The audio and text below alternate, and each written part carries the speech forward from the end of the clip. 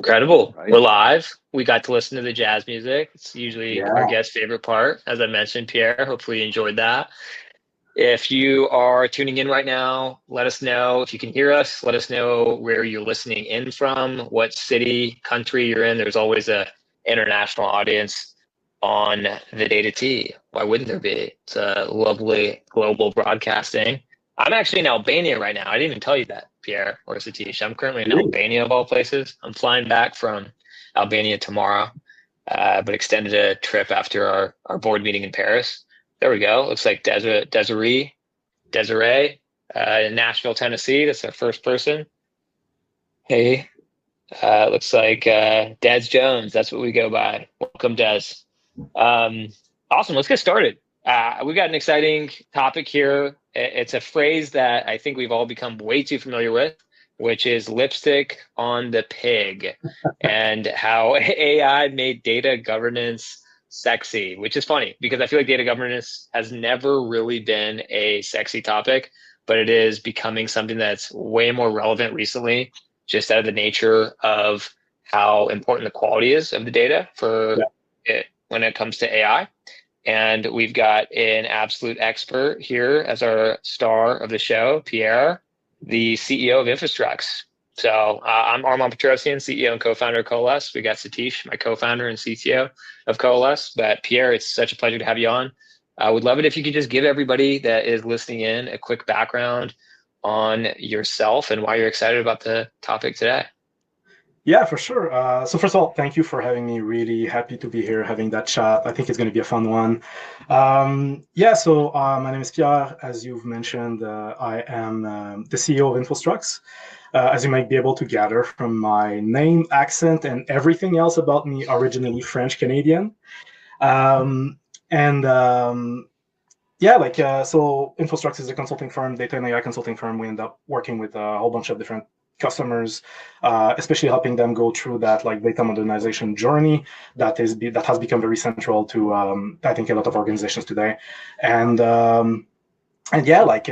to talk about, like, of all things, data governance, because as you've very rightly put it, not exactly the one topic that gets people fighting to subscribe to, attend a live podcast of something like this, right? Yeah, definitely. I agree. I think it's something that's only become recently highly relevant, but I'm excited to dive into it. Before we do, a couple quick questions on your background, Pierre. Like, how did you even get into the data space, the data ecosystem? I first came across Infostrux in the early stages of when we launched out of stealth here at Coalesce as one of the leading SIs in the Snowflake ecosystem. I also saw your background that you didn't start as the CEO of the company either. It looked like you've gone through a very unorthodox or maybe unconventional path into being the CEO of Infostrux. Could you just share how you got to where you're at, both in the data space as well as in your career? Sure. It's a bit of a whirlwind, I guess. I started out in the public sector for the Canadian IRS, of all things. Um, Quickly decided that wasn't quite for me. Moved over to a digital marketing agency, which is probably as close to professional whiplash as you can probably get. And from there, I did retail, e-commerce, neuroscience, gaming, and then I landed in consulting for what was at the time like the largest AWS pure play SI in Canada. We went through a few M&As, became one of the largest players in the AWS ecosystem globally. Sold that to Rackspace in 2019. Took a few months off. Kind of thought about like what would come next in terms of where the landscape would be going, basically, right? Like we had helped like literally hundreds of organizations go through like digital transformation programs, and we had seen like the good, the bad, the ugly kind of thing. And the one thing that, like, the one sticking point that was consistently very visible to us as one of the places there was a lot of room for improvement, I think, was on the data side. And so we started looking at the ecosystem, trying to figure out like, hey, we have this one playbook that's very like, pure play SI focused. How about we find like the next, emerging leader kind of platform and build our business around that? So that's how we kind of landed on Snowflake. After having looked at everything in the market, we independently, myself and my co-founders, independently landed on Snowflake each on our own. And then when we got together and kind of started talking about what we wanted to launch next, the decision was pretty easy to make. So we found some good success in the ecosystem, especially like what I call the next gen data ecosystem. So, Snowflake is one piece of it, but then you're looking at like all of the new generation BI tools and all of the new just ways to think about data and all that. So, and our partnership with yourselves at Coalesce, right, is a good example of that. And as we were helping our organizations kind of go through that adoption of those this new wave of tooling, we also found ourselves in a place where we needed to mature quite a bit, right, and transform the way the business was operating, because we realized very quickly that, if you're going to help an organization do anything on the data side, if you limit yourself to just specific implementation, specific technical projects, it's going to be very difficult for you to drive real value for them. And so we started expanding, going down the full gamut of a full-blown data AI consultancy, all the way from data science, data governance, which, big spoiler alert, I guess, will be fairly relevant to our conversation pretty quickly. That's awesome. And it looks like you got a pretty deep involvement in the entrepreneurial ecosystem as well. What sparked that, or what sparks that for you? Obviously, you've had your own career and have become the CEO of Infostrux, but it sounds like it is important to you that you invest into the startup world. And I'd be curious to hear either what motivates you or what drives you to be involved in that way. And have you always done that? Yeah, I actually started mentoring in the entrepreneurial space before I became an entrepreneur myself. So, if you want to talk about imposter syndrome, big time. Man, I would love to tell you that I like involving myself with startups and whatnot because I love the energy, the hustle, and all of that. And it's true, right? That's a big part of it. But crucially for me, I know it's going to sound maybe a little trite, but I think it's because mostly I'm a romantic guy, right? And I love falling in love with problems. And that's basic. Don't tell my girlfriend that, by the way. But this is very much what entrepreneurship, especially in the early stages, as you're trying to find your product market fit, as you're going through that first iteration of really defining the problem you're solving for, going deep into it, meeting people day in day out that have that problem that you're trying to solution for. This, to me, the cycle is so energizing, so interesting, and getting to help. It's kind of funny, right? Because getting to help entrepreneurs go through that cycle is kind of very similar to what I do for my day job, right? And helping organizations kind of solve those problems. And I guess I'm a bit of a one-trick pony. I fall in love with problems. That's my big defining factor. It's a good thing to fall in love with. I think it takes a lot of, maybe you got to be a little crazy in love with the problem to have enough conviction to actually go and solve it.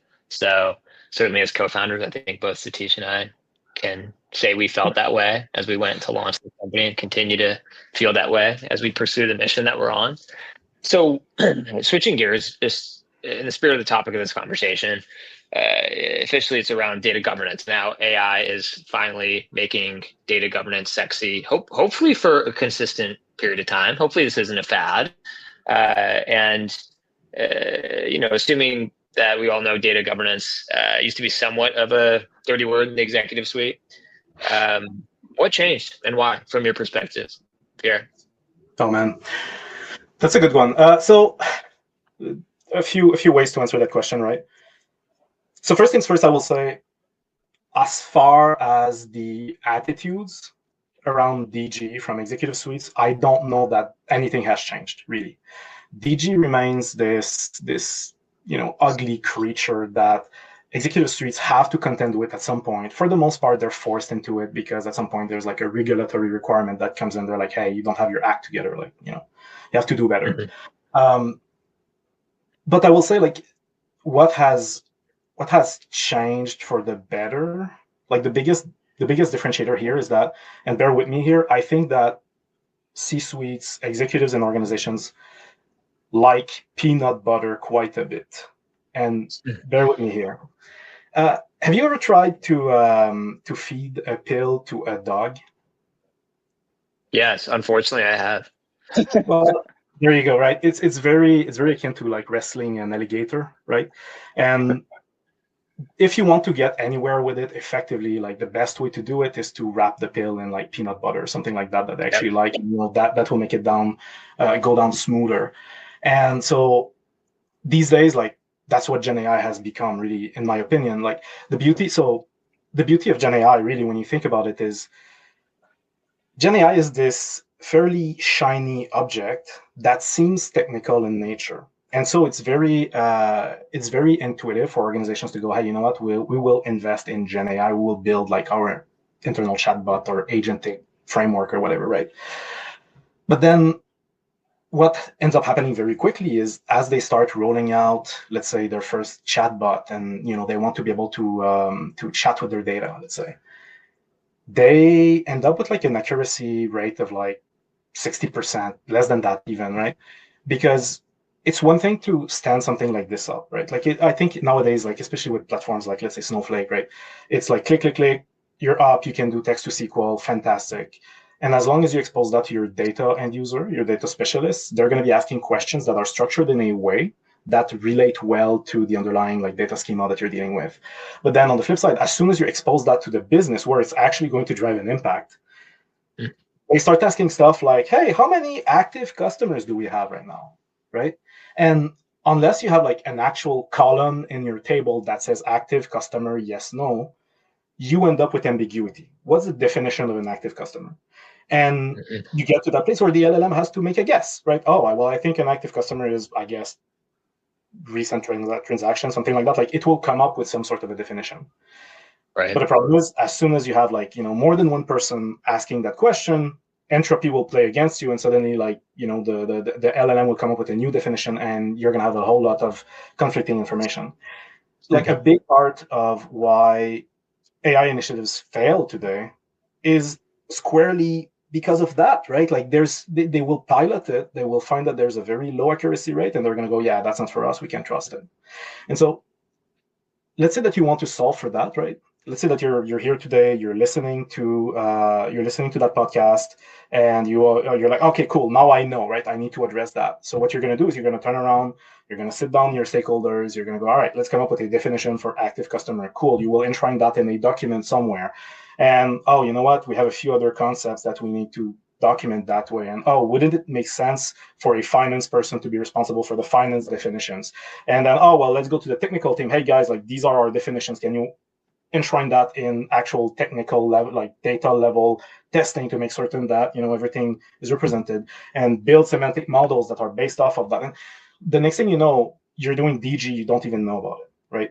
And so DG has become a crucial stepping stone on the critical path to having a functional Gen AI framework within your organization.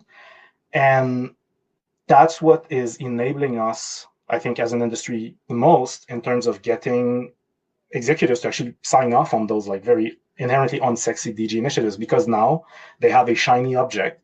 Like the one thing that's been missing from DG for the longest time is that shiny object that they're able to look at and see, hey, this is a very tangible outcome of the investment we've made in DG.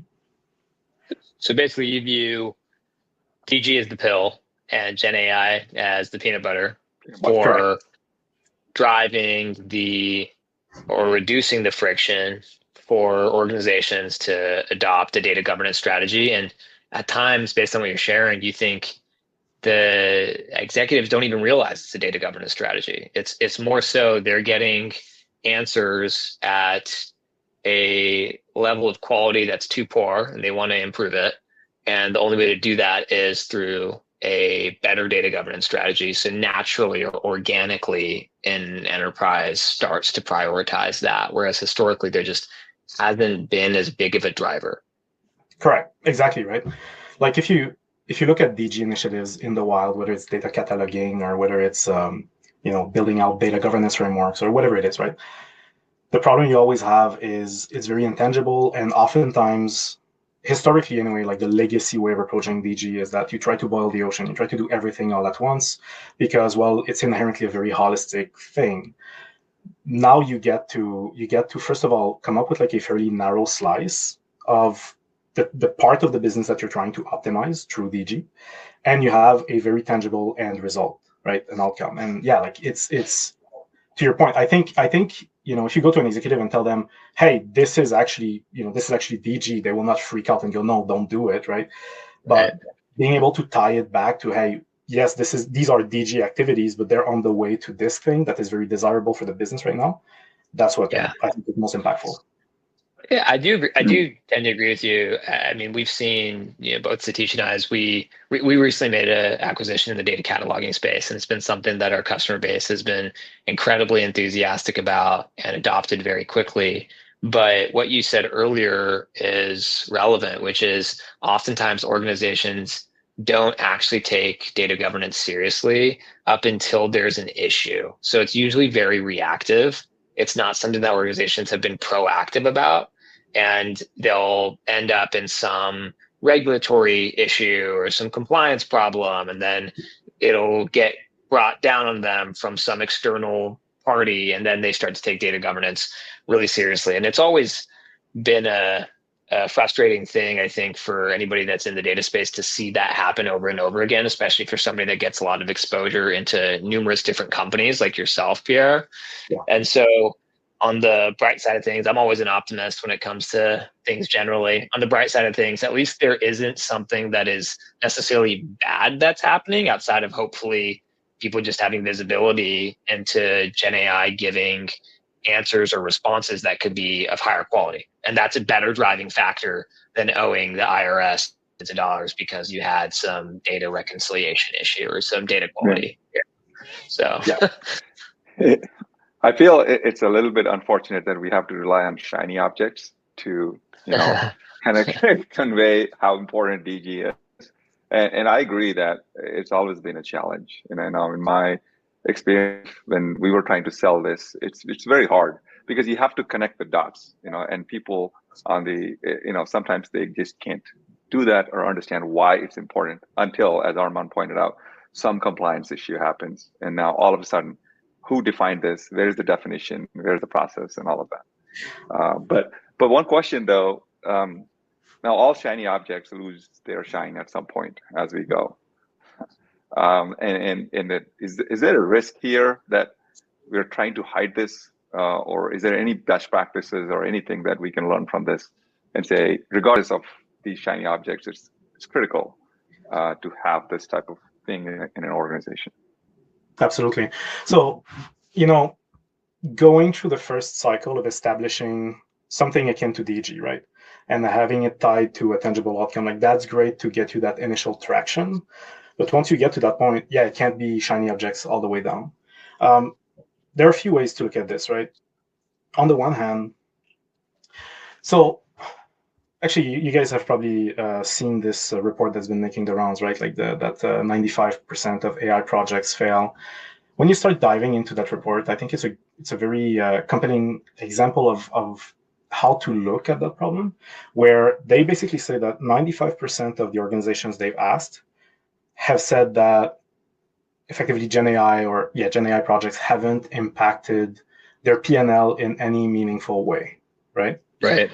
If you dive a little bit deeper into it, what you realize is that a lot of those organizations, and I'm not saying that the report is wrong, like I think it's pretty much on the dot, but diving a little bit deeper into that, you realize that at an individual level, people in the organization are more individually efficient, right? They get more done on a personal level because they themselves are integrating GenAI capabilities into their day-to-day workflow. And what's very interesting is if you try to look at the impact of something like GenAI or something else, right, across the entire organization, and you only look at like your revenue, your top line, bottom line, which admittedly is what matters most, you're missing an entire dimension that is like very tightly coupled to, I guess, your business process optimization, right? So there's a bunch of heuristics that, again, if you do a decent job of data governing, I guess, going through the effort of actually modeling out like business process models for your organization and seeing, where data goes and how it kind of goes through the entire organization, you're going to start to track like data quality measures of how, like, what quality looks like at different stages of your business processes. But in doing that, you're also going to start tracking SLAs, right? How long should it take for that data to get from one step of the process to the other? those heuristics, those performance heuristics, are the things that you really should be taking a look at on a regular basis to understand whether the changes that you're bringing to your organization are actually driving an impact across the board. And that impact oftentimes will not necessarily be a straight line to top line, bottom line, but you will be able to, at the very least, measure it, quantify it, right? And so when it comes to data governance and trying to make data governance something that's much more approachable, like a best practice, you need to identify either problems that are fairly tangible, fairly understandable, that you can point the finger at and say, hey, this was solved through DG, or you have to capture those heuristics and use those as your measure of success. But there has to be something fairly quantifiable rather than qualitative, because qualitative usually won't cut it, and it will be very hard to convince the larger organizations to actually go along with your DG framework, right? And that's a very crucial part, I think, because DG, honestly, building the DG framework is not the hard part. It's actually getting people to adopt it and operate with it.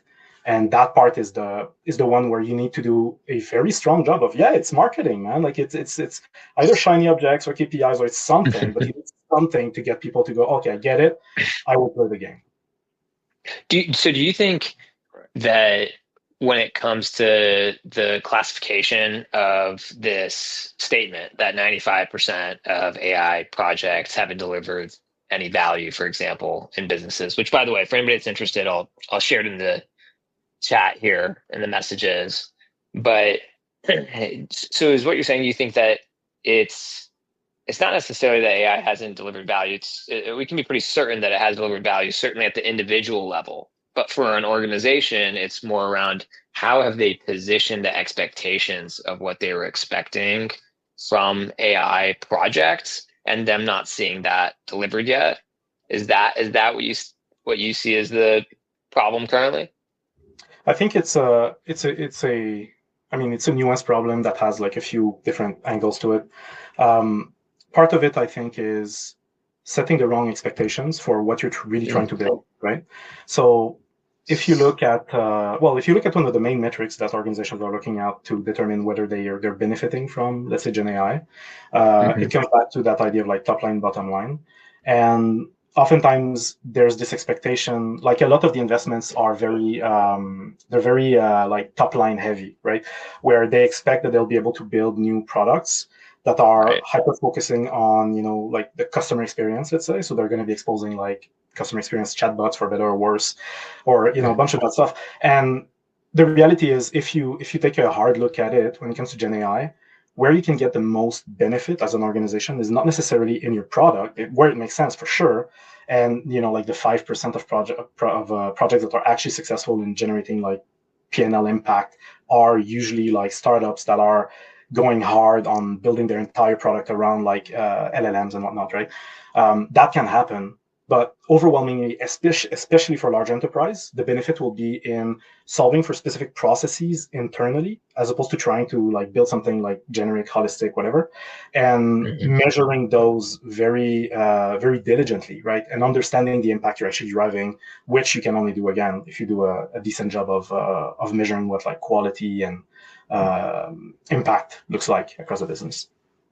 Yeah, there's a great question that just came in the chat as well. CJ Tompkins is asking, is it more difficult getting ICs or departments on board with data governance, or is it the VPs and senior execs that have a harder time getting on board with data governance? In your experience, what have you seen as you advise clients? Is it the ICs or is it the execs?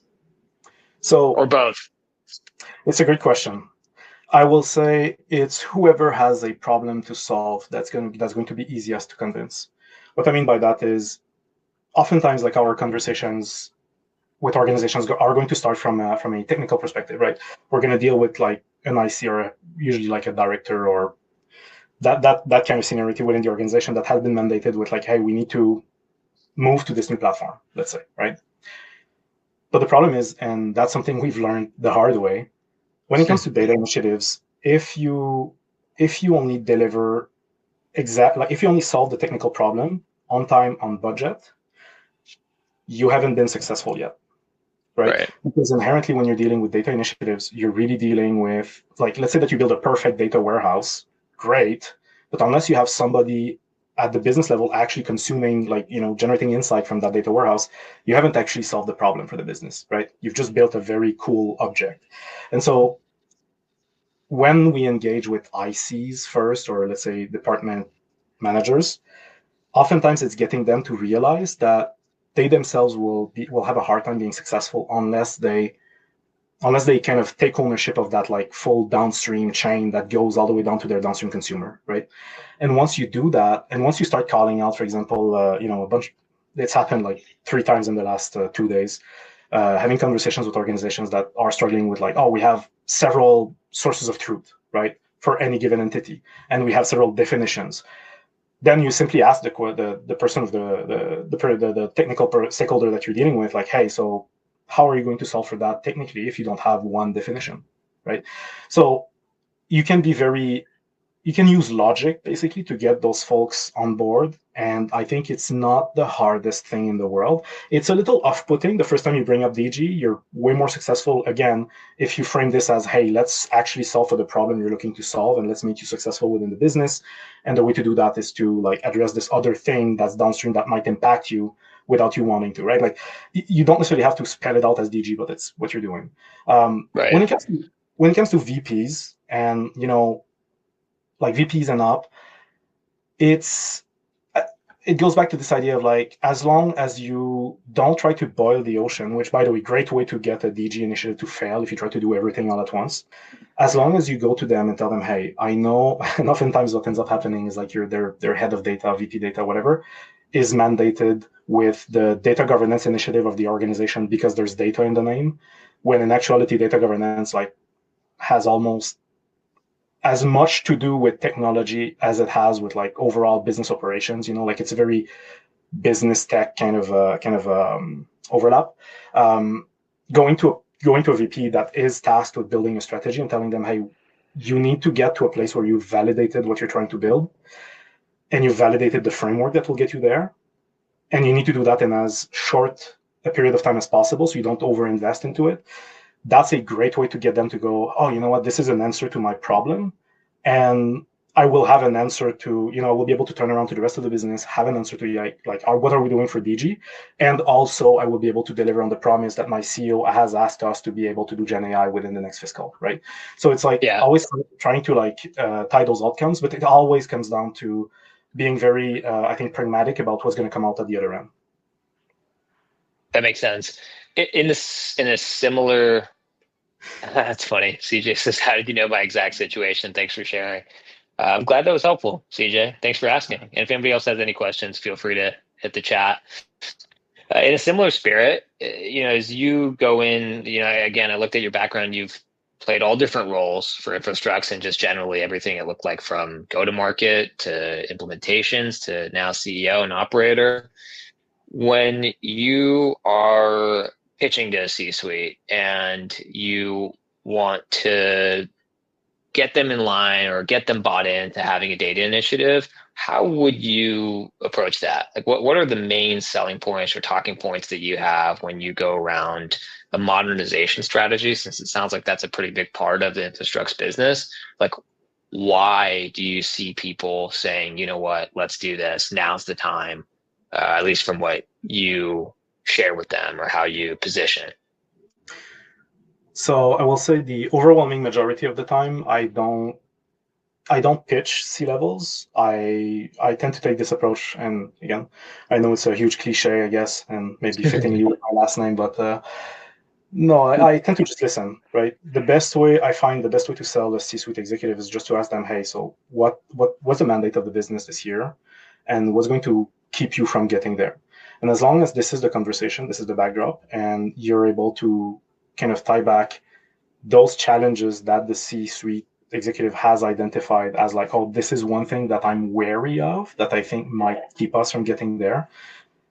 As long as you're able to take that and potentially have a conversation with, like, the rest of the business leaders in the org that are reporting into that person and ask them, like, hey, about that challenge, what do you think? Like, as long as you're able to connect those dots and act as like a force multiplier to the people that are already there, that's usually enough.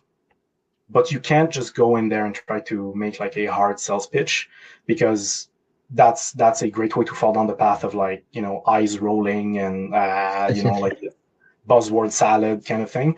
I'm a strong believer in trying to get away from this paradigm that like if you look at data strategy as a practice, it's always been very, I think it's holistic because it has to be, but it falls down that path of like being this very like vague thing where it's all paperware and whatever.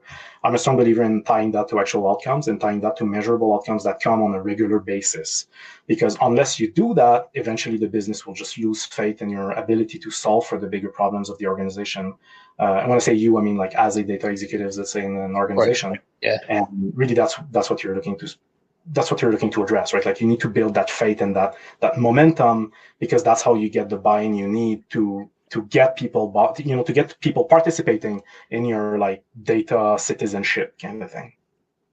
Yeah, that also makes sense, and I agree with you. It's never a wise decision to go into a hard selling mode if there isn't a already identified problem or desire to modernize. Maybe a different question that would be fun to hear your answer on, since you have touched so many different data implementations. Do you have a favorite project you've ever worked on, or a favorite use case that you've ever delivered that comes to mind? Oh yeah, big time. This one's an easy one. So we worked with that organization, Whoop. If you don't know them, like they're this Nice. fitness Yeah. tracker.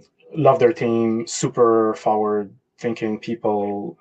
Shout out to Matt there, who has their data team. But basically, we've helped them build out this holistic rollout of like a GenAI, chatbot that has access to the entirety of their data, but is fed from a dynamically generated semantic model on the back end. That's Nice. using basically the metadata they have across the board and like their DBT transformations and whatever. Sorry for that. To bring that back to the actual like agent level.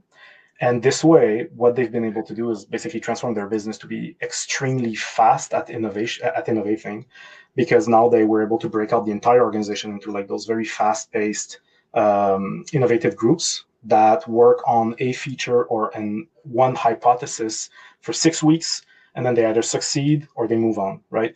But to be able to support that, especially at scale, you need to be able to provide with the product owners in those different groups like insights, a wealth of insight in a very short amount of time.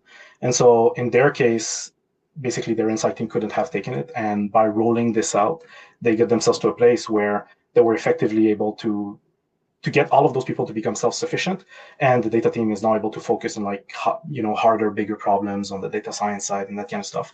And to me, this is such a beautiful project, because it is exactly what we're gunning for as an industry, right? In the data space, we're gunning to get to that place where you're able to give that full holistic enablement to your downstream consumers. And really, that's how you solve for BI, right? I know some people are taking very like drastic stances where they're like, oh, we're going to get rid of BI dashboards and just use like chatbots and whatever. I don't know that I will necessarily go all the way there, but there is certainly there's certainly value to the idea that when you think about your BI problems, you should break them down into exactly what you're trying to give to your consumers.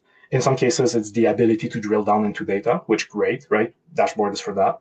But then in some instances, especially when dealing with executives or product owners or whatever, what they're looking for is really just insight. They want to ask a question, get an answer, work off of that.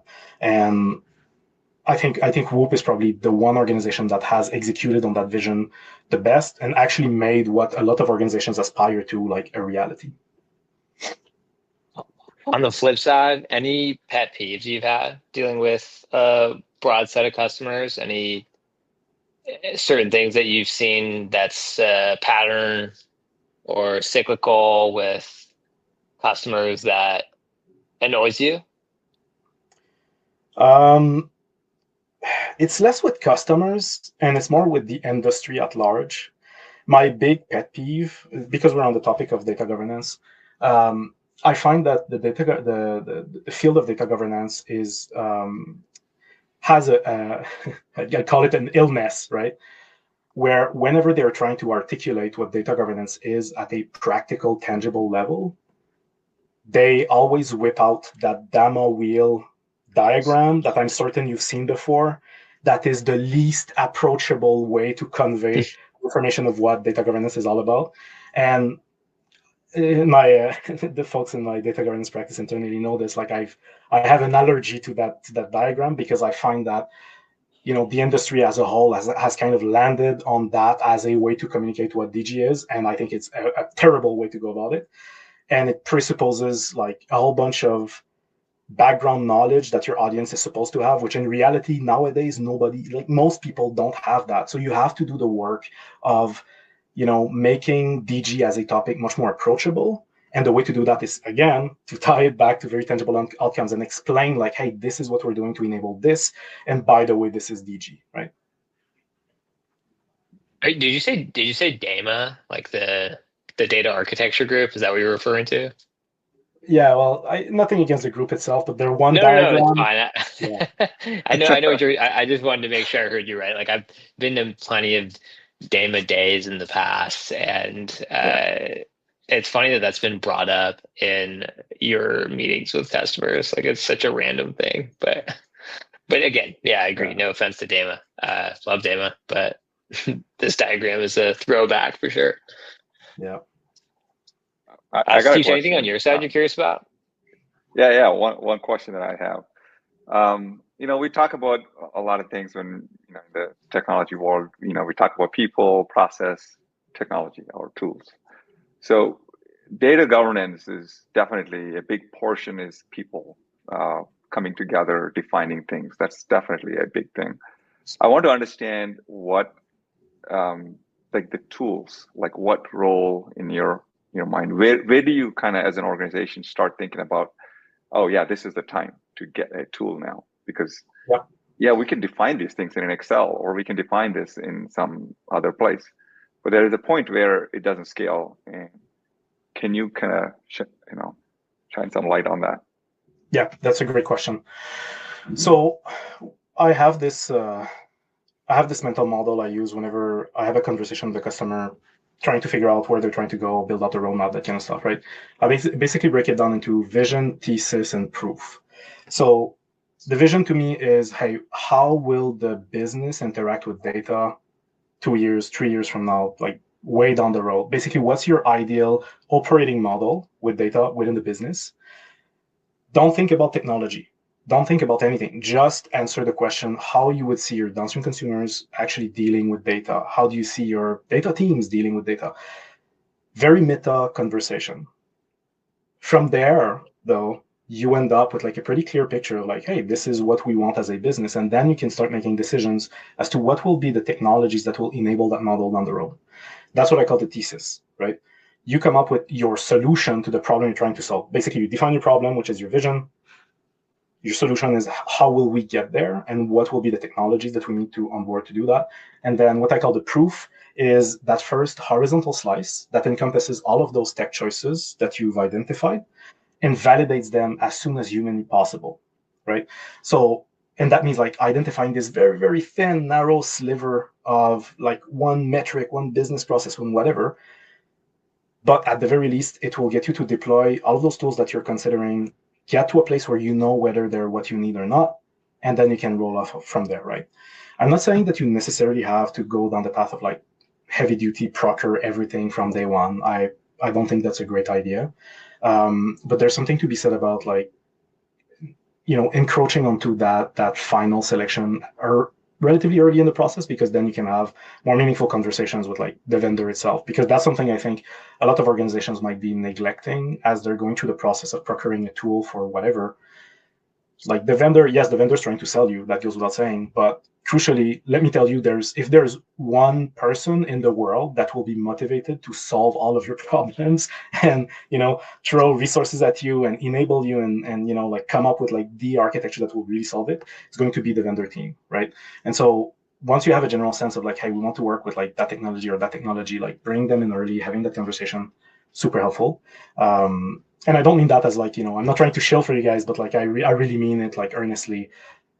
Getting to that place where you normalize those conversations with vendors, and also, being fully transparent and direct with them that like, hey, we haven't chosen, it's not a final decision, but we want to try it out as part of this, this first cycle that we're taking through the entire framework. That's a good way to approach it, I think. Nice. Cool. I've got a couple last questions. We only have a few minutes left, but again, on the topic of normalizing certain conversations, like we've got a bunch of events coming up with Joe Reese, if you're familiar with him, the author of the Fundamentals for Data Engineering book, in San Francisco, Phoenix, Atlanta. I'm sure you've been to plenty of these types of happy hour events or different data social events or low key meetups. And I'm curious, as you're talking to people that are in the data space, is there ever any red flags that people say to you that make you think they're full of crap when it comes to their competency level in data? I will be very political in answering that question because obviously, right, like I don't mean to be like overly harsh. I think there's something to be said about how, let's say, for example, when somebody will talk about AI and will not discriminate between, let's say, GenAI and AI, right? And will use AI as an all-encompassing term to describe what ultimately is AI, right? Or when we're having conversations around agents and really, is it really an agent? Is it a chatbot? Like, there's a lot of, especially when we're talking about like those buzzwordy concepts, I think that there's a lot of nuances that are important to strike if you want to have a productive conversation. That oftentimes you're going to be dealing with folks, and again, I threw you flowers earlier, and now I'm throwing the pot. Especially when we're dealing with certain vendors that are going to be very hard on like regurgitating the buzzword, the story without necessarily bringing it at a level of pragmatism, I guess. This to me is like always the biggest red flag when you see that like they're coming from a place of like riding the buzz wave and trying to carry you along with them. Like I've never been a big fan of Kool-Aid. And that's very much like it triggers my alarms whenever something like that happens, Yeah, interesting. Any green flags? Green flags, I mean, man, whenever somebody is genuinely curious as to different ways to do things. I think like data as a space is very dogmatic, right? You're going to have some certain people that will think like, oh, this data architecture is the only way to go. And I think that like, especially with the advent of like cloud-based technologies where like compute and storage are like decoupled and all of that, I think it's opened the door to a bunch of new ways to think about data architecture. And I think that people that are genuinely curious and are able to like have strong opinions loosely held are my favorite type of people to engage with, right? Because then you can have like really productive and interesting and surprising conversations where, you're always going to uncover like one or two stories that make you reconsider your own positions. And I really love that. Yeah, I agree. I get skeptical pretty much immediately anytime somebody's highly dogmatic about something specifically, unless there's a really damn strong reason that can be substantiated. But otherwise, it's usually a lot better to remain open-minded, especially in a space that has so many different variables and permutations like data. So that's cool. Any last words? We got a minute left here. It's been such a pleasure having you on, Pierre. Any last words or any parting words for the audience or for anybody that tunes into this later? Yeah, my parting words, honestly, is I think it's difficult nowadays to do strong strategy or to do strong convincing without having at least a little bit of pizzazz, right? So find your peanut butter, find your shiny object, and you're going to go far. There you go. Find your peanut butter. Ladies and gentlemen, you heard it here first. Thanks, Pierre. It's been a pleasure having you on, man. And I'm looking forward to seeing you in person hopefully soon. Yes, sir. Likewise, really appreciate you guys having me on, and this was a blast. Cool. Cool. Thanks, Take Pierre. care, everybody.